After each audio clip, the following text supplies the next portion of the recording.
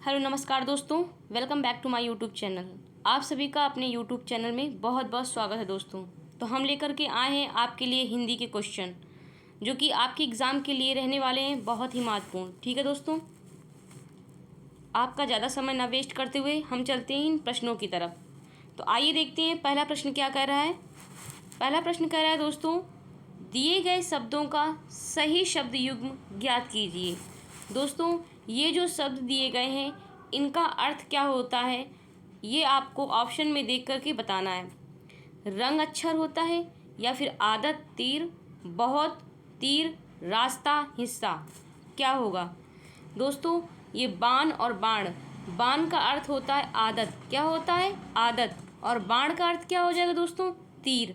Option कौन सा सही होगा आपका? B option. ठीक है, बी ऑप्शन आपका सही होगा दोस्तों। ठीक है, अगर मैं आपसे पूछूं परिताप, क्या हो जाएगा? परिताप और प्रताप, इन दोनों का अर्थ क्या होता है दोस्तों? परिताप का अर्थ होता है दोस्तों दुख। क्या क्या होता है दोस्तों?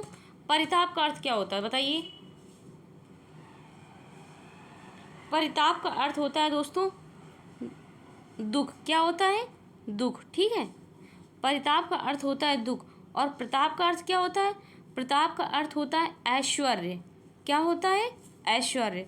ठीक है दोस्तों, इसमें बाण और बाण का अर्थ पूछा गया है दोस्तों। बाण का अर्थ होता है आदत और बाण का अर्थ होता है तीर। ठीक है, आपका सही ऑप्शन हो जाएगा बी। बी ऑप्शन आपका सही हो जाएगा। ठीक है, चलते हैं आपके अगले सवाल की तरफ दोस्तों। अगला सवाल हमारा कह रहा है, कौन सा शब्द अन्य शब्दों से अलग है? दोस्तों, ये चारों ऑप्शन है, चार में से एक शब्द ऐसा होगा जो तीनों से अलग होगा। ठीक है दोस्तों, वारी, तोय, वात, सलील। दोस्तों, जो अन्य है वो अन्य अलग कौन सा? वात होगा। वात किसका पर्यायवाची है दोस्तों? वात का अर्थ होता है वायु। क्या होता है? वायु यानी हवा। और ये वारी, ये तोय और वारी किसका है? ये जल का है। किसका है? जल का। सलील भी जल का है। ठीक है, सलील क्या है? जल का पर्यायवाची है। ठीक है, वारी, तोय, सलील का अर्थ होता है दोस्तों जल और वात का अर्थ होता है वायु। ठीक है, तो इसमें सही ऑप्शन हो जाएगा सी। सी ऑप्शन करेक्ट ऑप्शन है। ठीक है दोस्तों, आइए अगले सवाल की तरफ चलते हैं। अगला सवाल हमारा कह रहा है, संयुक्ताक्षर। देखिए दोस्तों, संयुक्ताक्षर व्यंजन निम्न में से कौन सा है? बताइए, संयुक्ताक्षर व्यंजन निम्न में से कौन सा है? छत्रज्ञा श्रा है, छाताज्ञा श्रा है, या फिर श स षटकोण वाला श हो गया और छपेरा वाला श आपका हो गया हा हो गया। बताइए, या फिर या रा ला वाह है। बताइए, संयुक्ताक्षर व्यंजन कौन से हैं? दोस्तों, संयुक्ताक्षर व्यंजन जो है वो ये हैं छ, त्रज्ञा और श्रा। जो दो या दो से अधिक वर्णों से मिलकर बने होते हैं उन्हें हम संयुक्ताक्षर व्यंजन कहते हैं। ठीक है दोस्तों, कैसे? जो छा छत्री हमारा है दोस्तों, ये छा है। ठीक है, ये छा जो हमारा है वो किससे बना है? का प्लस शा। ठीक है, का प्लस शा से क्या बन गया? छा छत्री बन गया। ठीक है दोस्तों, और ये हमारा त्रा है। त्रा किससे बनता है हमारा दोस्तों? वो त्रा, सॉरी, ये ता हो जाएगा। क्या हो जाएगा? ता। ता प्लस रा से हो जाएगा। किससे बनेगा? ता प्लस रा से हो जाएगा। ठीक है दोस्तों, उसके बाद आ जाएगा ज्ञा। ज्ञा किससे बनेगा? ज्ञा हमारा जा प्लस इया से। किससे बनेगा? जा प्लस इया से। उसके बाद क्या वर्ड दिया है दोस्तों? शा। शा हमारा किससे बन रहा है दोस्तों? सलजम वाला शा प्लस रा। ठीक है, उससे श्रा बना है हमारा। ठीक है दोस्तों, चलते हैं आपके अगले सवाल की तरफ। अगला सवाल हमारा क्या कह रहा है? अगला सवाल हमारा ये कह रहा है दोस्तों, दूसरों से आगे बढ़ने की इच्छा के लिए एक शब्द है। बताइए, दूसरों से आगे बढ़ने की इच्छा के लिए एक शब्द क्या होगा दोस्तों? स्पर्धा, ईर्ष्या, क्रोध, द्वेष। दोस्तों, दूसरों से आगे बढ़ने की जो इच्छा होती है उसे हम स्पर्धा कहते हैं। क्या कहते हैं? स्पर्धा। ठीक है, ए ऑप्शन हमारा बिल्कुल सही होगा। ठीक है दोस्तों, और क्रोध, जो सी ऑप्शन क्या दिया हमारा? क्रोध।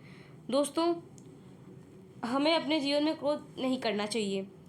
अगर हम क्रोधित हैं तो कहते नहीं हैं, अगर आपने क्रोध किया तो उसी क्रोध में आपने कोई फैसला ले लिया दोस्तों, तो बहुत ही गलत होता है। ठीक है, हमें कोई भी काम क्रोध में नहीं करना चाहिए। ठीक है, हमेशा बहुत ही शांति माहौल में करना चाहिए, बहुत ही शांतिपूर्वक रहना चाहिए। ठीक है, आइए अगले सवाल की तरफ चलते हैं। अगला सवाल हमारा कह रहा है तत्सम शब्द बताइए। दोस्तों, तत्सम शब्द का चयन करें। ए ऑप्शन कह रहा है थान, घड़ी, हल्दी, स्नान। क्या हो जाएगा दोस्तों? तत्सम शब्द जो है वो क्या है? स्नान है। डी ऑप्शन हमारा सही होगा। ठीक है दोस्तों, चलते हैं अगले सवाल की तरफ। अगला सवाल हमारा कह रहा है सौरभ धीरे धीरे दौड़ा। इस वाक्य में बताइए, सौरभ धीरे धीरे दौड़ा। दोस्तों, इस वाक्य में धीरे धीरे क्या है? बताइए, धीरे धीरे क्या है? दौड़ना तो क्रिया हो गई, ठीक है, और धीरे धीरे क्या हो गया? विशेषण हो गया। दोस्तों, कैसे दौड़ रहा है? धीरे धीरे, तो क्या हो गया? ये क्रिया विशेषण हो गया। ठीक है दोस्तों, आपका सही ऑप्शन हो जाएगा सी। ठीक है, इसमें पूछ रहा है सौरभ धीरे धीरे दौड़ा, तो सौरभ हमारी संज्ञा हो गई दोस्तों। ठीक है, दौड़ना क्रिया हो गई। अब कैसे दौड़ा? धीरे धीरे, विशेषता बता रहा है ना, तो क्या हो जाएगी? क्रिया विशेषण हो जाएगा। ठीक है दोस्तों, आइए आपके 7वें नंबर सवाल पे चलते हैं। 7वां नंबर सवाल कह रहा है दोस्तों, इनमें से बताइए, इनमें से कौन सा विशेषण कालबोधक नहीं है?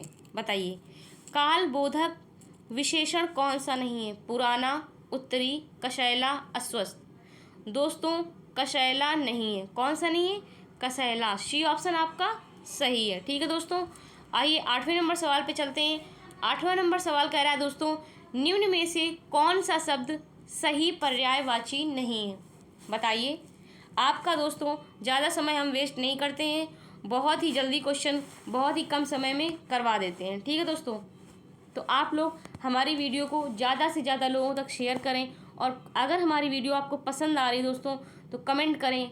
ठीक है, और हमें बताएं कि कैसी लगी मेरी वीडियो आपको। ठीक है, बताइए दोस्तों, इसमें पर्यायवाची कौन सा नहीं? कमल, मृणाल, ओश, निहार, आकाश, अब्र, गाय, द्विज। दोस्तों, ये गाय का द्विज ये पर्यायवाची नहीं है। ठीक है, डी ऑप्शन आपका सही हो जाएगा।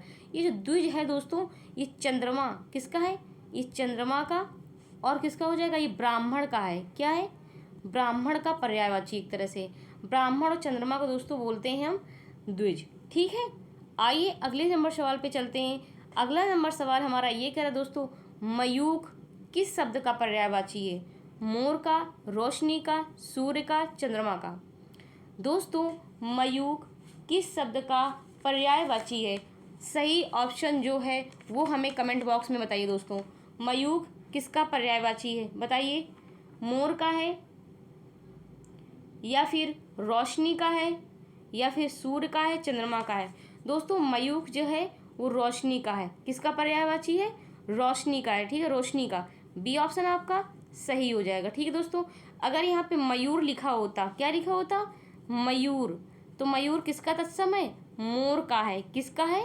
मोर का। ठीक है दोस्तों, मोर का तत्सम है ये मयूर।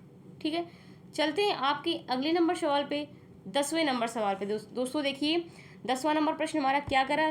प्रयोग का उपसर्ग है। प्रयोग का उपसर्ग बताना है। प्रयोग में कौन सा उपसर्ग है दोस्तों? बताइए। परा, परि, प्रा, प्रति। दोस्तों, प्रयोग में प्रा उपसर्ग है। क्या है? प्रा उपसर्ग है। ठीक है, सी ऑप्शन आपका सही हो जाएगा। आइए अगले सवाल में, तलवार बताइए, तलवार का पर्यायवाची शब्द है। तलवार का पर्यायवाची शब्द जो है दोस्तों वो हलवार, करवाल, घरवाल या धारदार। कौन सा सही पर्यायवाची है? दोस्तों, तलवार का जो सही पर्यायवाची है वो है करवाल। क्या है? करवाल है। बी ऑप्शन आपका सही हो जाएगा। ठीक है दोस्तों, और करवाल का क्या होता है दोस्तों? चंद्रहास भी होता है। क्या होता है? चंद्रहास। ठीक है, और क्या होता है? कृपाण। क्या होता है? कृपाण भी तलवार की पर्यायवाची है। ठीक है दोस्तों, किसकी है? तलवार की। ठीक, आइए 12 नंबर प्रश्न पे। 12 नंबर प्रश्न हमारा कह रहा है दोस्तों, यमुना का पर्यायवाची शब्द नहीं है। रविजा, तनुजा, सूर्यजा, अर्कजा। दोस्तों यमुना को जो पर्यायवाची नहीं है वो तनुजा नहीं है। क्या नहीं है? तनुजा। ठीक है, बी ऑप्शन आपका सही होगा। आइए अगले नंबर सवाल पे। अगला नंबर सवाल कह रहा है दोस्तों, बाधा डालना मुहावरे का अर्थ है। बताइए, बाधा डालना मुहावरे का सही अर्थ क्या होगा? ए ऑप्शन कह रहा है पाला पड़ना, बी ऑप्शन कह रहा है रोड़ा अटकाना, सी ऑप्शन कह रहा है बरस पड़ना, डी ऑप्शन कह रहा है दांतों में जीभ होना। ठीक है, बताइए दोस्तों, बाधा डालना कहते नहीं, आप अगर कोई इंसान काम कर रहा है, आप बीच में जाकर के एक बाधा बन जाओ, कुछ और ही झोंक दो अपनी बात। कहते नहीं यार बीच में रोड़ा अटकाने वाला काम कर दिया इसने, बाधा डाल दिया इसने आकर के। ठीक है, मेरे काम में मेरा पूरा काम ही ख़त्म कर दिया इस बंदे ने। कहते नहीं है, बाधा डाल दिया। बाधा डालना मतलब क्या होता है? रोड़ा अटकाना। ठीक है, रोड़ा अटकाना। ठीक है दोस्तों, बी ऑप्शन आपका सही होगा। ठीक है दोस्तों, आइए अगले नंबर सवाल पे। पूछ रहा है हल्दी, देखिए क्या कह रहा है, हल्दी शब्द का तत्सम है। बताइए, हल्दी शब्द का तत्सम रूप पूछ रहा है दोस्तों। हल्दी का तत्सम क्या हो जाएगा? हरिद्रा, हलिद्रा, विलास, इनमें से कोई भी नहीं। दोस्तों हल्दी का जो तत्सम है वो हो जाएगा हरिद्रा। क्या हो जाएगा? हरिद्रा। ए ऑप्शन आपका सही है। आइए 15 नंबर प्रश्न पे। 15 नंबर प्रश्न करा दोस्तों, नारियल शब्द का तत्सम रूप है। इसमें भी तत्सम शब्द पूछा गया दोस्तों। नारियल का नारिकेल होगा, नारिकेली है, या फिर नारिकेला है, या नगर केली है। बताइए दोस्तों, नारियल का तत्सम रूप क्या होगा? बताइए दोस्तों, नारियल का तत्सम रूप जो है वो हो जाएगा नारिकेल। क्या हो जाएगा? नारिकेल। ठीक है, ए ऑप्शन आपका सही है। ठीक है दोस्तों, आइए 16 नंबर सवाल पे। 16 नंबर सवाल हमारा क्या है दोस्तों, हुलास का तत्सम रूप है। बताइए, हुलास का तत्सम शब्द क्या हो जाएगा? हिलास, विकास, उल्लास, हास्य। दोस्तों हुलास का जो तत्सम रूप पूछ रहा है वो उल्लास हो जाएगा। क्या हो जाएगा? उल्लास। सी ऑप्शन आपका सही है। 17 नंबर सवाल पे चलते हैं। 17 नंबर सवाल कह रहा है दोस्तों हमारा, चंद्रमा तथा ब्राह्मण के लिए एक शब्द है। चंद्रमा तथा ब्राह्मण के लिए एक शब्द है। बताइए, सोम है, द्विज है, वर्ण है, या श्रेष्ठ है? दोस्तों चंद्रमा तथा ब्राह्मण के लिए जो एक शब्द है दोस्तों वो हमारा क्या है? द्विज है। आगे अभी ऑप्शन में आया था ना, गाय का द्विज लिखा हुआ था, तो मैंने क्या बताया था? ये द्विज गाय का नहीं होता है। चंद्रमा किसका होता है? चंद्रमा का और ब्राह्मण का होता है। तो ठीक है दोस्तों, चंद्रमा तथा ब्राह्मण के लिए एक शब्द क्या होता है? द्विज होता है। ठीक है, तो बी ऑप्शन आपका सही होगा। ठीक है, आइए अगले नंबर सवाल पे चलते हैं। अगला नंबर सवाल कह रहा है दोस्तों, मुंह का विलोम शब्द है। वाचाल, अल्पभाषी, कटुभाषी, मृदुभाषी। बताइए दोस्तों, मुंह का जो विलोम शब्द होगा वो वाचाल होगा। क्या होगा? वाचाल। ए ऑप्शन आपका सही है। ठीक है, आइए अगले नंबर सवाल पे। उत्कर्ष का विलोम बताइए। पतन, अपकर्ष, विकर्ष, अपभ्रष्ट। दोस्तों उत्कर्ष का विलोम अपकर्ष होता है। क्या होता है? अपकर्ष। बी ऑप्शन आपका सही है। पतन किसका होगा दोस्तों? उत्थान का होगा। किसका होगा? उत्थान। उत्थान का क्या होता है? पतन होता है। ठीक है दोस्तों, 20 नंबर सवाल पे आइए। 20वां नंबर सवाल हमारा करा है, निर्दय का विलोम शब्द बताइए। निर्दय का विलोम क्या हो जाएगा? सदय, सहृदय, सभय, इनमें से कोई भी नहीं। दोस्तों निर्दय का जो विलोम है वो सदय हो जाएगा। क्या हो जाएगा? सदय। ठीक है, ए ऑप्शन आपका सही है। ठीक है दोस्तों, आइए 21 नंबर सवाल पे। देखिए 21 नंबर सवाल हमारा क्या कहा है दोस्तों,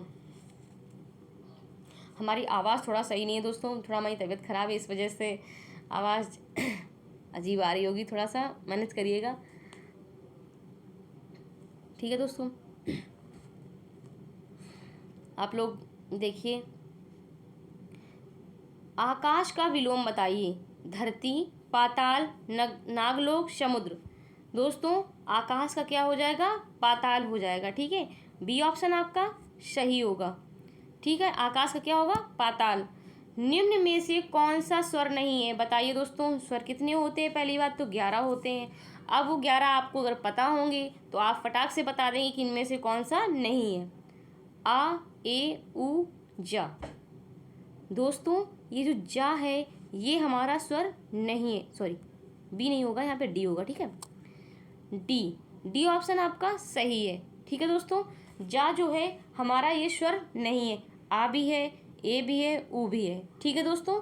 आइए 23 नंबर सवाल पे चलते हैं। आपका 23 नंबर सवाल कह रहा है दोस्तों, क्या कह रहा है, निम्न में से कौन सा शब्द टा वर्ग में नहीं आता है। बताइए टा वर्ग में कौन सा शब्द नहीं आता है, बताइए दोस्तों। ठ, ड, ड़, घा। दोस्तों ये जो घा है तो का वाली लाइन में आता है, किस में आता है, ये का वाली लाइन में का वाली लाइन में आता है ना, का, ख, ग, घ, अंगा, घ आया ना, तो ये तो का वाली लाइन में हो गया, ठीक है। तो ये तो उसमें नहीं आता है, ये कौन सा शब्द हो गया, डी ऑप्शन आपका सही होगा, ठीक है दोस्तों। ये शब्द नहीं आएगा। 24 नंबर सवाल में चलो, अब बताइए इसमें क्या होगा, निम्न में कौन सा वर्ण घोष नहीं है। दोस्तों घोष वर्ण नहीं है, बताइए। घोष को हम और किस नाम से जानते हैं दोस्तों, सघोष। क्या बोलते हैं, सघोष, ठीक है। तो घोष को क्या बोलते हैं दोस्तों, सघोष बोलते हैं। बताइए पहली बात तो ये बताइए कि घोष और सघोष एक ही हो गया, ठीक है, और घोष और अघोष होता है, ठीक है दोस्तों। घोष कौन से वर्ण होते हैं और अघोष कौन से होते हैं, तो इसमें पूछ रहा है अघोष नहीं है। पहली बात तो ये समझ लीजिए दोस्तों, घोष वर्ण कौन कौन से होते हैं, ठीक है दोस्तों। तीसरा, चौथा, पांचवा, ये क्या होते हैं, ये हमारे घोष या सघोष वर्ण होते हैं। और उसके बाद हमारे क्या आता है, या, रा, ला, वा और हा, ये भी हमारे घोष वर्ण होते हैं, ठीक है दोस्तों। अगर हम पूछ दें अघोष, तो अघोष कौन से वर्ण होते हैं दोस्तों, अघोष जो होते हैं हमारा पहला होता है और दूसरा होता है, ठीक है। अघोष वर्ण कौन से होते हैं, पहला, दूसरा, ठीक है। तो देखिए बताइए इसमें घोष कौन सा नहीं है दोस्तों। मैंने बताया या, रा, ला, वा घोष है, तो रा भी हमारा है, ला भी है, ठीक है। अब जब आप का से पढ़ेंगे तो ये जो डा लिखा है दोस्तों, डा कौन सी लाइन में आएगा, ये टा वाली लाइन में आ जाएगा, तीसरा वर्ण पड़ेगा, ठीक है। ट, ठ, डा, तो ये भी हमारा है, कौन सा वर्ण नहीं है, ता नहीं है, ठीक है।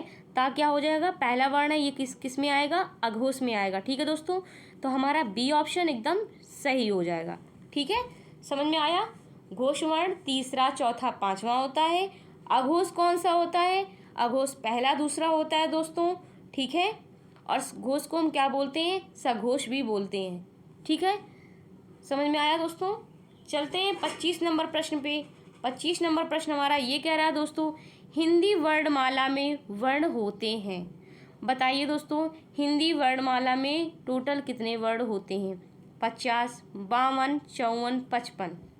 दोस्तों हमेशा आप लोगों ने पढ़ा होगा 52 होते हैं, कितने होते हैं, 52। बी ऑप्शन आपका सही है, ठीक है। 52 वर्ण होते हैं दोस्तों, ठीक है। कितने होते हैं, 52। आइए 26 नंबर प्रश्न पे चलते हैं। 26 नंबर प्रश्न हमारा ये कह रहा है दोस्तों, स्वर ध्वनि के प्रकार हैं। दोस्तों स्वर ध्वनि के प्रकार कौन कौन से, दीर्घ, प्लुत, ह्रस्व, उपर्युक्त तीनों। दोस्तों स्वर ध्वनि के तीनों ही हैं, कौन से हैं, तीनों भी हैं, दीर्घ भी है, प्लुत भी है, ह्रस्व भी है, उपर्युक्त तीनों। कौन सा सही होगा, डी ऑप्शन आपका बिल्कुल करेक्ट है, ठीक है दोस्तों। आइए 27 नंबर प्रश्न पे। 27 नंबर प्रश्न हमारा ये कह रहा है दोस्तों, विसर्ग से बना शब्द कौन सा है। विसर्ग दोस्तों, विसर्ग का चिन्ह ये होता है, ठीक है। जिस शब्द के बाद ये विसर्ग वाला ऐसे पॉइंट, नीचे भी पॉइंट, ऐसे बिंदी लगी होगी, ठीक है दोस्तों, एक एक। आधा, ये तो संबोधन का हो गया। निसंदेह, द्विवार्षिक, थोड़ा सा। दोस्तों विसर्ग से बना शब्द हमारा क्या हो जाएगा, निसंदेह हो जाएगा। नी के बाद विसर्ग लगा हुआ है, क्या लगा है, ऐसे करके विसर्ग लिखा है, निसंदेह, ठीक है, निसंदेह, ठीक है। ये जो नी के बाद लगा हुआ है ना, विसर्ग ही है ये दोस्तों। तो क्या कौन सा ऑप्शन हमारा सही होगा, बी ऑप्शन हमारा सही होगा। 28 नंबर सवाल पे आइए। 28 नंबर सवाल हमारा ये कह रहा है, भाषा की सार्थक लघुत्तम इकाई है। बताइए दोस्तों, भाषा की सार्थक लघुत्तम इकाई कौन सी है? शब्द, पद, ध्वनि, वाक्य। दोस्तों सार्थक लघुत्तम इकाई जो है वो ध्वनि है। क्या है? ध्वनि। सी ऑप्शन हमारा एकदम सही है, करेक्ट है। ठीक है, आइए 29 नंबर सवाल पे, इनमें से कौन सा व्यंजन अल्प प्राण है? बताइए, अल्प प्राण व्यंजन कौन सा है? खा है, था है, चा है, फा है। पहली बात तो दोस्तों ये बताइए, अल्प प्राण व्यंजन कौन कौन से होते हैं?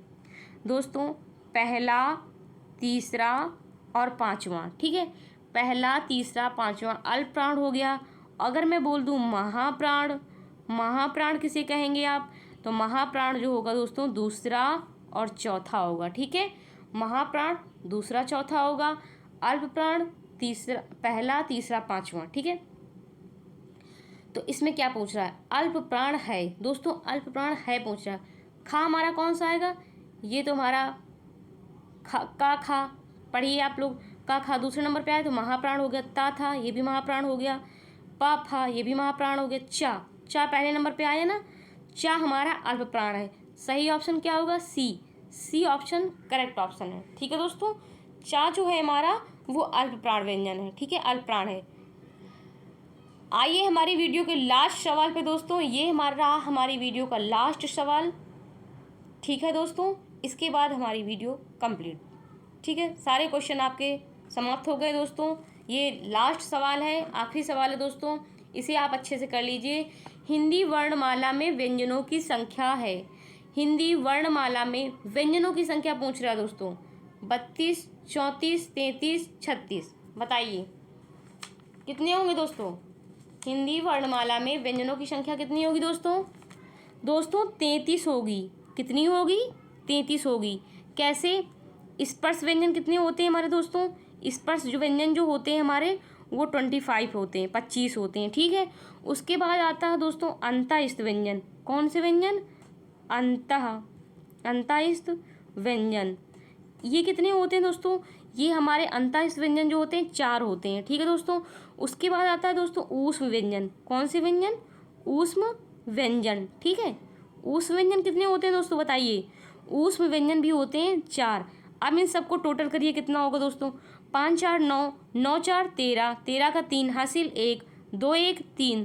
तो टोटल ये जो व्यंजन हुए दोस्तों, ये जो हमारे व्यंजन है दोस्तों, ये कितने आ जाएंगे? ये 33 आएंगे। ठीक है दोस्तों, समझ में आया? अगर कुल व्यंजनों की संख्या पूछी जाए, कुल व्यंजन जो होते हैं दोस्तों वो 41 होते हैं। ठीक है, कुल स्वर की पूछी जाए तो स्वर की संख्या पूछी जाए तो 11 होते हैं।